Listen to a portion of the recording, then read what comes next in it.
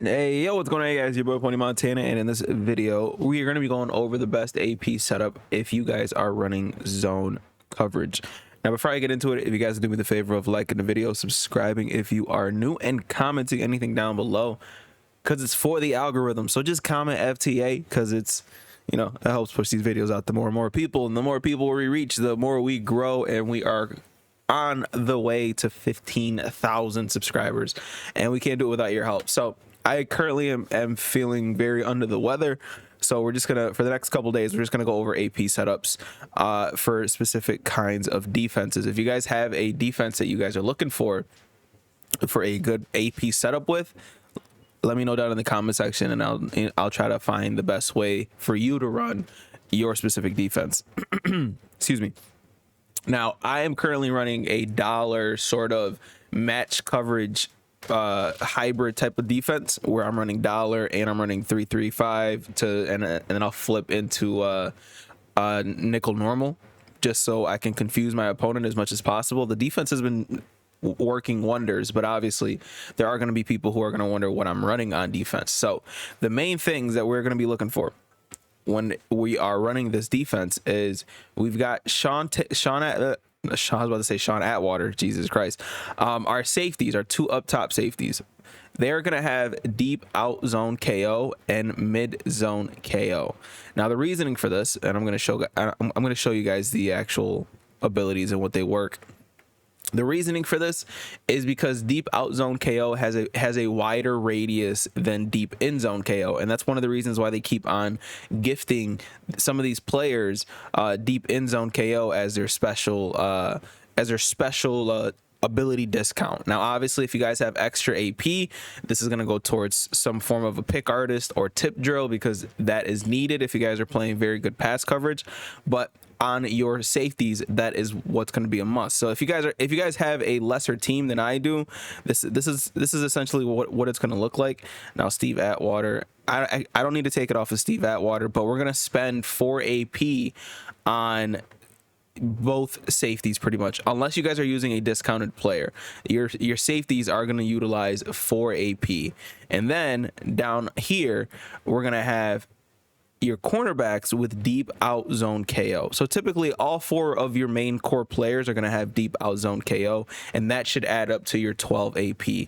Now, me specifically, if you guys have a God squad like I do, I have a very good team.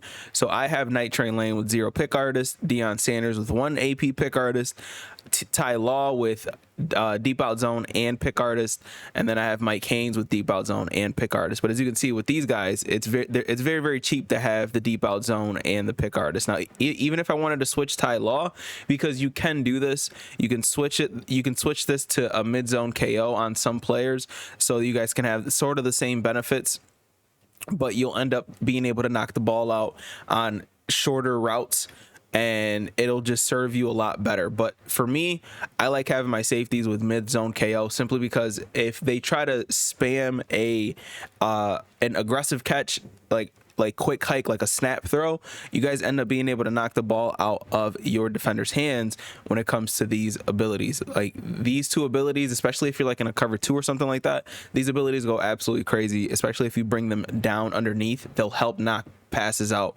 like regardless of what the opponent is running.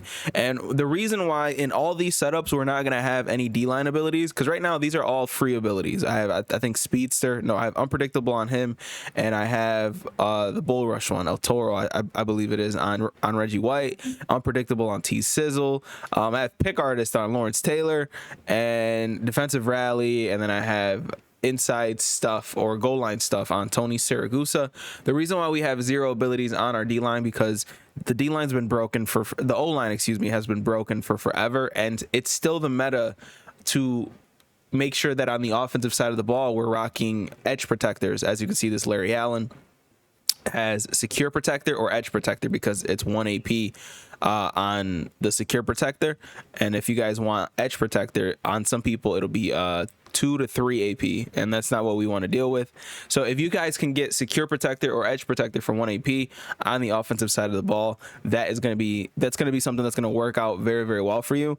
And as you can see, I have edge protector on Jonathan Ogden, and I have secure protector on Larry Allen. So those guys literally do not get quick rushed or quick there's no D-line move that quickly gets past these guys because of their abilities. Now, this isn't an offensive video, but just telling you guys why we don't use D-line chems anymore, because those offensive O-line chems, they negate pretty much every single D-line chem. Edge threat, double or nothing, edge threat elite, it doesn't matter what it is. There's no under pressures either. I know that was the meta early on, but with everybody, including myself, everybody rocks fearless now. As you can see, everybody rocks fearless now. So even if you're rocking like Aaron Rodgers, you're making sure that fearless is on your quarterback. So even if there's pressure coming in, you'll always make an accurate throw.